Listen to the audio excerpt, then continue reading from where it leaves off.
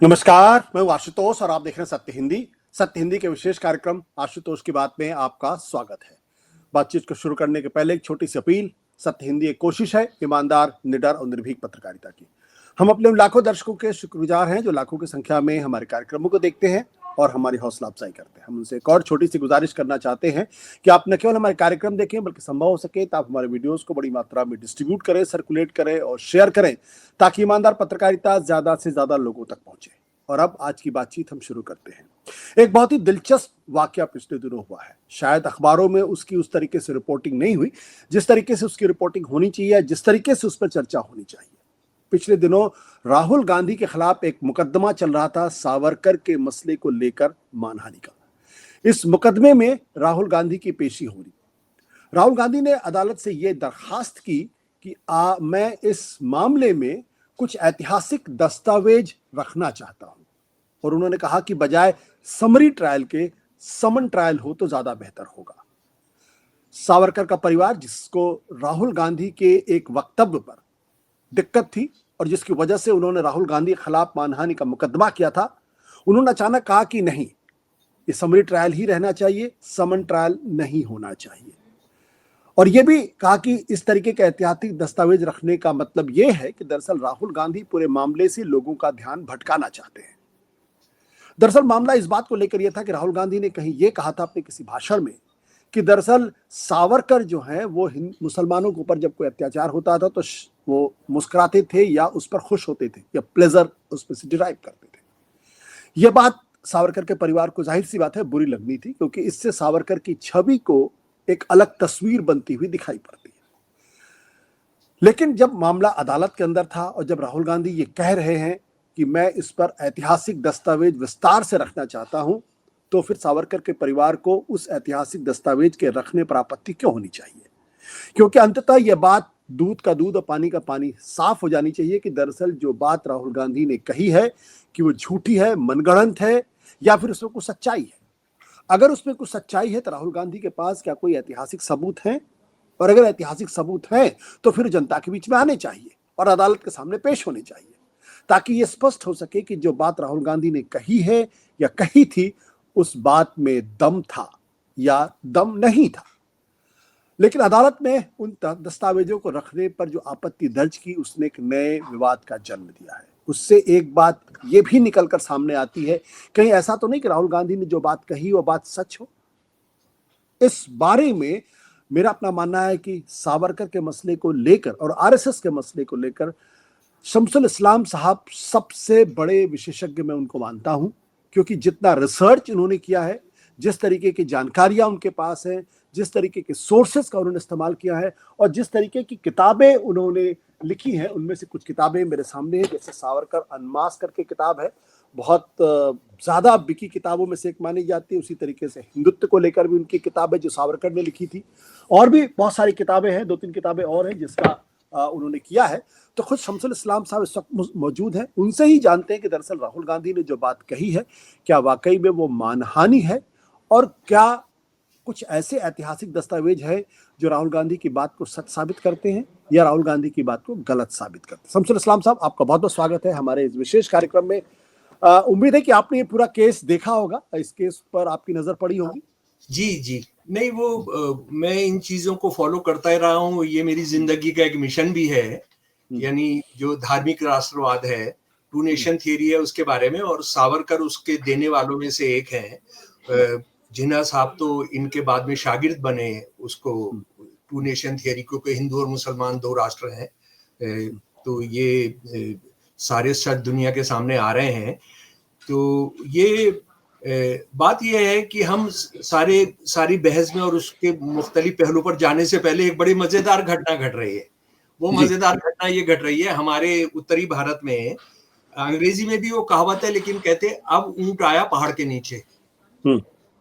अब ऊंट आया पहाड़ के नीचे, यानी जो ये था कि मेरे से ऊंचा कोई नहीं है, और एकदम आप इतरा कर चलते थे, आप अटखेलियां लेकर चलते थे, आप मजाक उड़ाते थे अपने से छोटे लोगों का। जब पहाड़ के नीचे आया तो पता लगा अरे आप तो बहुत छोटे हैं। आज जो सावरकर के जो परिवार के लोग जो राहुल गांधी से बदला लेना चाह रहे हैं, उन पर मुकदमा किया है, वो क्या कर रहे हैं, जरा उसको जो टर्मिनोलॉजी जो आपने भी सवाल रखा कि समरी ट्रायल होगा या समन ट्रायल होगा, इसको अगर आप समझ लेंगे तो ये कहाँ पहुंच गए हैं सावरकर के चाहने वाले, और जो सावरकर की इज्जत के लिए और ऑनर के लिए लड़ रहे हैं, ये कह रहे हैं कि समरी ट्रायल हो सावरकर की तरफ से जिन लोगों ने मुकदमा किया है। राहुल गांधी कह रहे हैं कि मैं समन ट्रायल चाहता हूं। यानी मजा ये हो रहा है कि राहुल गांधी कह रहे हैं मैं ज्यादा सजा वाली केस भुगतना चाहता हूं। समन ट्रायल ये है कि आपको उसमें 2 साल की सजा होती है, आपको 2 साल की सजा हो सकती है, और ये क्रिमिनल प्रकरण चलता है, एक क्रिमिनल मुकदमा चलता है। और समरी ट्रायल के अंदर ये होता है आपको कोई कैद नहीं होती है, आप पे थोड़ा बहुत जुर्माना लगाया जाता है, और आपको आप माफी भी मांगे तो उस पर भी खत्म हो जाता है। राहुल गांधी जिसको आप कटघरे में खड़ा कर रहे हैं, वो कह रहे हैं कि मुझे आप इससे ज्यादा सीरियस मामले के पर मुकदमा चलाओ। और सावरकर के चाहने वाले क्या कह रहे हैं, वो हिंदू महासभा आरएसएस से जुड़े हुए, वो क्या कह रहे हैं, वो ये कह रहे हैं कि हम आप पर हल्का मुकदमा चलाना चाहते हैं, हम आपको 2 साल की कैद नहीं कराना चाहते हैं। ये क्या हो रहा है? असल में बात यह है कि जो सावरकर के चाहने वाले हैं, सावरकर को जो प्यार करते हैं, सावरकर का जो परिवार है, बदकिस्मती से उन्होंने सावरकर को पढ़ा ही नहीं है। उन्होंने सावरकर के बारे में कुछ भाषण या कुछ आरएसएस की शाखाओं में जो सुना, या बौद्धिक शिविर जो होते हैं उसमें जो कुछ सुना, और कांग्रेसी भी अगर इसको पहले पढ़ ले रहे होते तो आज सावरकर की मूर्ति भी हमारे संसद के अंदर ना लगती, महाराष्ट्र असेंबली के अंदर नहीं लगती। और राहुल गांधी जिन चीजों को पता कर रहे हैं वो तो सच है। जैसे देखिए किस चीज पर मुकदमा चल रहा है राहुल गांधी पर। उन्होंने मार्च 2023 में लंदन में एक इंडियन, भारतीय मूल के जो लोग हैं, इंडियन डायस्पोरा, जो उस पर भाषण करते हुए कहा था कि इस शख्स ने, सावरकर ने, एक मुसलमान की या मुसलमानों की पिटाई की थी, और उसको बहुत शान के साथ पेश किया था, देखो मैंने कितना बड़ा काम किया है। अच्छा, अब जरा सा हम सावरकर के दस्तावेजों, सावरकर के पक्ष की तरफ से जो लिखा गया, जरा उसको देख लें। ये एक जीवनी है, पहली जीवनी है सावरकर की, जो धनंजय कीर साहब ने लिखी थी। ये धनंजय कीर साहब की जीवनी है, और ये पहली ऑफिशियल जीवनी थी, पहली ऑफिशियल जीवनी थी सावरकर साहब की। और इसके शुरू में ही धनंजय कीर साहब ने लिखा है कि ये सारे दस्तावेज मुझे उनकी फैमिली ने मुझे दे दिए थे, और उसके आधार पर मैंने इसको लिखा जी। इसके पेज 4 में, ये अंग्रेजी में है, मुझे जानकारी नहीं है कि ये हिंदी में है या नहीं है, शायद नहीं है। पेज 4 में धनंजय कीर ने जो लिखा है उसका मैं हिंदी अनुवाद आपको पढ़कर सुना रहा हूँ। और धनंजय कीर ये बता रहे हैं कि ये 10 साल के थे तब, 10 साल के थे ये। बालक सावरकर ने गांव की मस्जिद, इनका जो गांव था, सावरकर साहब का जो गांव था, बालक सावरकर ने गांव की मस्जिद पर चयनित स्कूल साथियों के एक समूह के साथ चढ़ाई की। इन लड़कों की बटालियन ने उस पर पत्थर बरसाए, इसकी खिड़कियां और टाइलें तोड़ दी और विजयी होकर लौटे। यह घटना इस बात का पहला संकेत देती है कि विनायक कितने साहसी व्यक्ति थे। तो आशुतोष जी, वो जो मस्जिद पर हमला किया, मस्जिद के दरवाजे तोड़े, खिड़कियां तोड़ी, उसकी टाइलें तोड़ी। टाइल तो तभी तोड़ी गई होगी जब आप अंदर घुसे, उसके अंदर टाइल तो अंदर लगी रहती है, बाहर तो नहीं लगी रहती है, तो आप उसके अंदर घुसे। और मेरी जो जानकारी है, क्योंकि एक और संपत की जो जीवनी है सावरकर साहब की, उसके अंदर भी कुछ इस तरह का जिक्र है कि वहां जो लोग थे उनको पीटा गया। तो राहुल जो है इसके अलावा कुछ भी नहीं कह रहे। शमसुल साहब, एक मिनट में रोक रहा हूँ। देखिए, ये किताब मेरे हाथ में भी है, जो किताब शमसुल इस्लाम साहब की हाथ में है, ये इंग्लिश में। मैं अपने दर्शकों को पढ़ देता हूँ जो बात शमसुल इस्लाम साहब ने हिंदी में कही है। वो ये है: the boy Savarkar led a batch of selected school mates in a march upon village mask.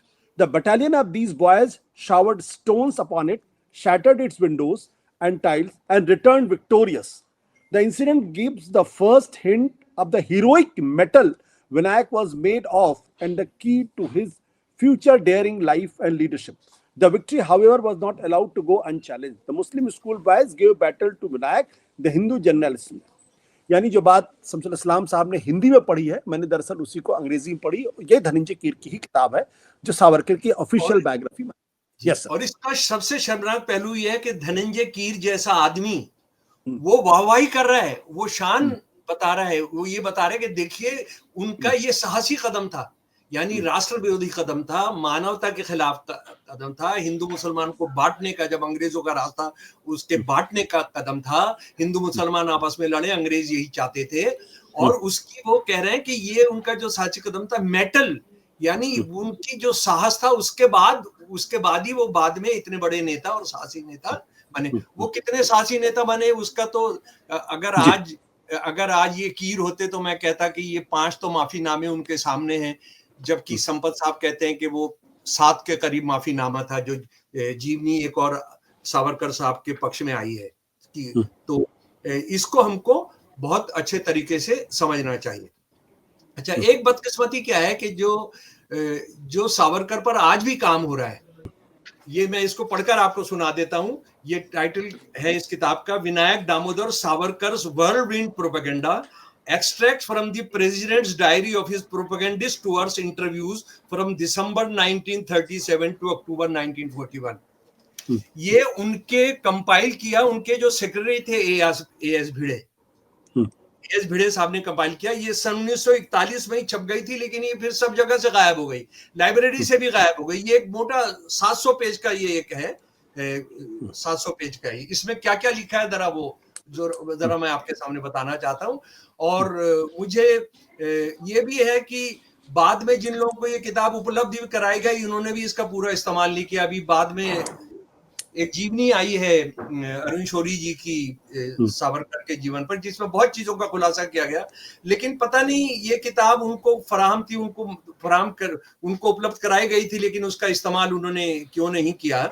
इसमें कुछ चीजें हैं, जरा वो जान लीजिए। और ये सारे के सारे सावरकर की चिट्ठियां हैं, सावरकर के टेलीग्राम्स हैं, सावरकर के भाषण है, या सावरकर जो हिंदू महासभा और आरएसएस के लोगों की जो मीटिंग कर रहे हैं उसके रिपोर्ट आ जाए, जो खुद उनके सेक्रेटरी ने जमा किए। एक इसमें बड़ी शर्मनाक बात की जा रही है। इंग्लैंड की रानी को कहा जा रहा है कि अगर आप भारत को छोड़ने का सोच रहे हैं तो इसको आजाद मत करिए, इसको नेपाल के राजा को दे जाइए, क्योंकि नेपाल के राजा सारे हिंदुओं के किंग हैं, सारे हिंदुओं के किंग हैं। और मेरे सुनने वाले दोस्त इस बात को तो जानते होंगे कि हिंदू महासभा का अधिवेशन शायद आज भी अगर होता है तो वो शुरू होता है स्तुति से नेपाल के राजा की, और खत्म होता है नेपाल के राजा की स्तुति से। ये आज भी है। अगर आप दिल्ली के अंदर हिंदू महासभा के भवन में चले जाएंगे आज मंदिर मार्ग पर, तो नेपाल के राजा की फोटो वहां सबसे मुख्य तौर पर सबसे सेंटर के अंदर लगी हुई है, जो पिछली बार मैंने देखी। जी, पर शम्स इस्लाम साहब, जो बात राहुल गांधी के मामले में है कि दरअसल उनके कहने का आशय ये कि सावरकर मुस्लिम विरोधी है जी। इस बात के स्पष्ट दस्तावेज है जो आपने धनंजय कीर की बायोग्राफी का जिक्र किया, इसके अलावा भी दस्तावेज उपलब्ध है? उनकी जो किताब है हिंदुत्व,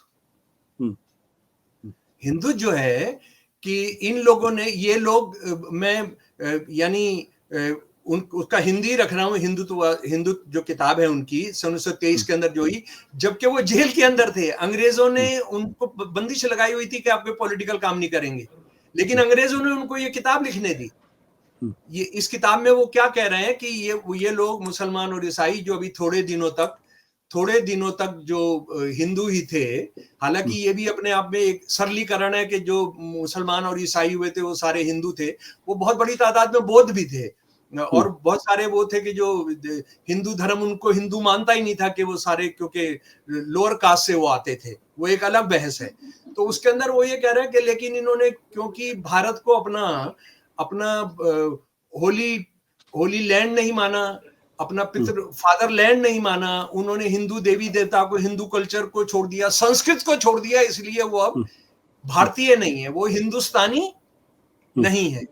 वो यहां तक चले गए कि सिस्टर निवेदिता जो सब कुछ हिंदू धर्म के हिसाब से करती थी, कि क्या वो हिंदू मानी जाएंगी? सावरकर ने कहा नहीं मानी जाएंगी, क्योंकि उनकी शादी किसी हिंदू से नहीं हुई, यानी हिंदू से शादी होगी तब उसके बाद वो हिंदू मानी जाएंगी।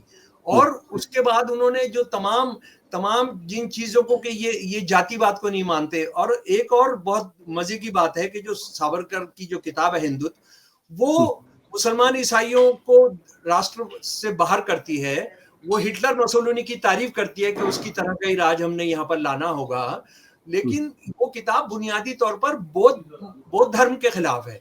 सावरकर की इस किताब का मुख्य जो थ्रस्ट है, वो मुख्य थ्रस्ट ये है कि इसने आकर जातिवाद को खत्म कर दिया। जातिवाद ने हिंदू धर्म का विनाश कर दिया, उसका ह्रास कर दिया। इसलिए बौद्ध धर्म सबसे बड़ा खतरा है, ये उस किताब का। और उसके बाद ये यानी मुसलमानों से कितनी नफरत करते थे उसकी तो आप ये जानते हैं कि शिवाजी को वो बता रहे हैं। शिवाजी को उन्होंने बताया 5 glorious epics of Indian history, उसके अंदर वो बता रहे हैं कि शिवाजी ने मुसलमान औरतों को रेप करने की इजाजत नहीं दी। जी जी शमशेर साहब, ये राहुल गांधी के जब डॉक्यूमेंट रखने की बात की तो उसके बाद जो सावरकर के परिवार है उन्होंने कहा कि भाई वो डेलिबरेटली कुछ ऐसे इररेलेवेंट आर्गुमेंट इतिहास को उठा रहे हैं जिसका इस केस से कोई लेना देना नहीं है। आप कितना सहमत है इस बात से? नहीं, वो जो है डरे हुए हैं, वो छुपाना चाहते हैं चीजों को। बल्कि उनको मैं बहुत सालों से कह रहा हूं, मैं आरएसएस वालों को कह रहा हूं, ये सावरकर वादियों को कह रहा हूं, सावरकर पंथियों को कह रहा हूं कि आप सावरकर के जो 5 अध्यक्षीय भाषण है, कानपुर,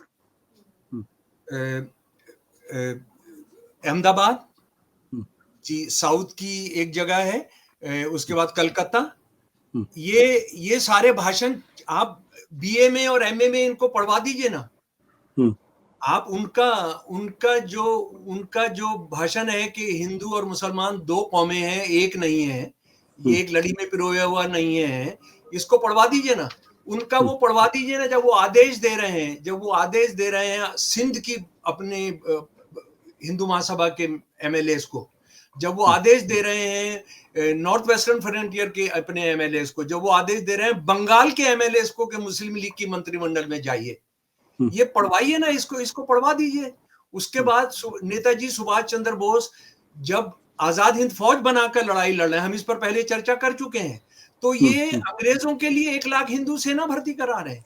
और ये हिंदू सेना वो है जो आगे चलकर नॉर्थ ईस्ट के अंदर और अंडमान निकोबार के अंदर हजारों इंडियन नेशनल आर्मी के इनकलाबियों को कत्ल करेगी। तो ये पढ़वा दीजिए ना आप, इससे पहले कि राहुल गांधी झूठा डॉक्यूमेंट सावरकर के बारे में पेश करें। आप करवा दीजिए ना, आप ये करवा दीजिए ना, ये किताब जो है 700 पेज की, इसको पढ़वा दीजिए ना, आप इसको रखवा दीजिए लाइब्रेरीज में, आप इसको करवाइए इसको, तो राहुल गांधी को मौका ही नहीं मिलेगा झूठ बोलने का। और राहुल गांधी ने असल में इसको आर पार की लड़ाई करके लड़ जाना चाहिए और थोड़ा और पढ़ना चाहिए। राहुल गांधी ने सचमुच में फंडामेंटलिस्ट होना चाहिए सावरकर के बारे में, उनकी सारी डॉक्यूमेंट्स को बुनियादी तौर पर उनकी डॉक्यूमेंट्स को पढ़ लेना चाहिए। सावरकर साहब ने, जिनके बारे में कहा जाता है कि वो तो हिंदुओं में जात पात खत्म करना चाहते थे, ये किताबें ही बताएंगी, सावरकर की लेखनी ही बताएगी कि उन्होंने सनातन धर्म सभा को ये कहा कि मैंने जो है ठीक है कह दिया कि मंदिरों के अंदर प्रवेश किया जाए, मैं इसके बिल्कुल लागू नहीं करूंगा, कोई कानून नहीं बनाऊंगा, धर्म मंदिरों में उनके प्रवेश को लेके जहां तक आज तक जाते रहे वहीं तक जाने का बना रहेगा, और सनातन धर्म को किसी भी तरह की हानि नहीं पहुंचेगी, मैं इसकी गारंटी आपको देता हूं। तो ये जो तमाम चीजें हैं। और उसके बाद औरतों के बारे में, यानी मनुस्मृति जो है, मनुस्मृति वेदों के बाद सबसे पूजनीय ग्रंथ है। वो तारीफ कर रहे हैं मुसोलिनी की बीवी की तारीफ कर रहे हैं, और मुसोलिनी की बीवी के बारे में मुसोलिनी ने ये कहा था घर में रहती है, बच्चे पालती है, बच्चे पैदा करती है।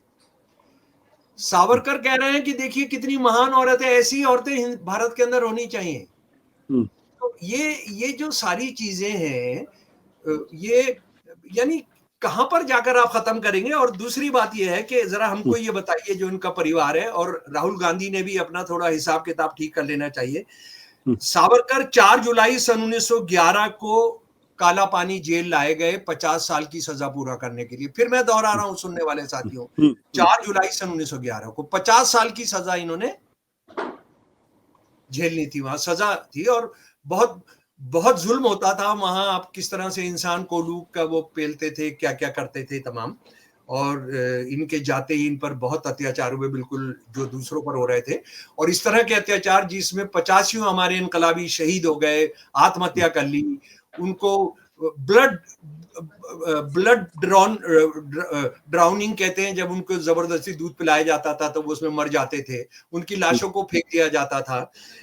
ये 2 मई सन 1921 को ले आए गए भारत में अपने भाई के साथ, अपने भाई के साथ ले आए, यानी 10 साल से भी कम ये काला पानी रहे। ठीक है, 10 साल से कम रहे तो इसका मतलब है कि 40.5 साल इन्होंने अपने देश में आकर, हमारी धरती पर आकर जेल में रहे होंगे। बिल्कुल नहीं जनाब, ये जो है सन 1924 में 6 जनवरी को रिहा कर दिए गए कुछ शर्तों के साथ। और वो जो शर्तें जो मानी, वो एक और माफीनामा है जिसकी हम जिक्र नहीं करते। वो एक माफीनामा, मैं ये नहीं करूंगा, मैं वो नहीं करूंगा, वो नहीं करूंगा। यानी 50 साल की सजा के लिए जिस वीर को भेजा गया था, उस वीर ने कुल मिलाकर, अगर भारत में भी रहते हुए उनको जो खुली छूट थी, वो किताब लिख रहे थे, वो उनको इजाजत थी, उनको हिंदू महासभा ऑर्गेनाइज करने की इजाजत थी, उनको हेडक्वार्टर से मिलने की इजाजत थी, सब कुछ उनको इजाजत थी जेल में रहते हुए भी। वो 13 साल केवल अंग्रेजों की जेल में रहे, केवल 13 साल आशुतोष जी, 50 साल में। तो जरा हमको ये बताया जाए, ये 37 साल की माफी क्यों मिली? ये 37 साल की माफी और लोगों को क्यों नहीं मिली जिनको 50-50 साल और 25-25 साल की सजाएं थी? उन क्यों सैकड़ों काला पानी के इनकलाबियों को वहां फांसी पर लटकाया गया? और उसके बाद आपको क्यों, इसी किताब के अंदर है कि उनको कितने रुपया पेंशन मिलती थी। ये इसको डिनाई करते थे आरएसएस और हिंदू महासभा वीर। ये इन्होंने ही बताया कि नहीं, 30 रुपए मिलते थे और बाद में वो 60 रुपए हो गई थी। भाई ये कैसा वीर है? ये ऐसा वीर है जो 50 साल की सजा में 13 साल माफ करा देता है जी। ये जो है 5, 6, 7 कितने माफीनामे लिखते हो, निकलते ही चले आ रहे हैं। वो अंग्रेजों को ये कहता है, अंग्रेजों को वो हमारा वीर ये कहता है कि आप यहाँ पर रहिए, आपकी सेना में हम भर्ती कराएंगे, आप जो है जो आजाद हिंद सेना है उसका सत्यानाश कर दीजिए। सन 1942 के अंदर ये लोग मिलकर मुस्लिम लीग के साथ सरकारें चलाते हैं। ये लोग मिलकर अंग्रेजों से कहते हैं कि कांग्रेस को इसको पूरा दबा दीजिए, कुचल दीजिए। हिंदुओं की रिप्रेजेंटेटिव हम है और मुसलमानों की रिप्रेजेंटेटिव कौन है? जिन्ना है। ये खुलेआम कह रहे हैं, अंग्रेजों से कह रहे हैं। अंग्रेजों के साथ मिलकर ये डिफेंस कमेटी, मुस्लिम लीग के साथ मिलकर डिफेंस कमेटी के अंदर हिंदू और मुसलमान सेना को भर्ती करा रहे हैं। ये उस वक्त भर्ती करा रहे हैं जब कांग्रेस का नारा है, एक भाई नहीं, एक पाई नहीं, not a dime not a man. उस वक्त में ये भर्ती करा रहे हैं। तो ये पढ़वा दीजिए ना सारे डॉक्यूमेंट्स। शमशेर सलाम साहब, बहुत बहुत शुक्रिया हमसे बातचीत करने के लिए और ये जानकारी देने के लिए। Thank you so much sir.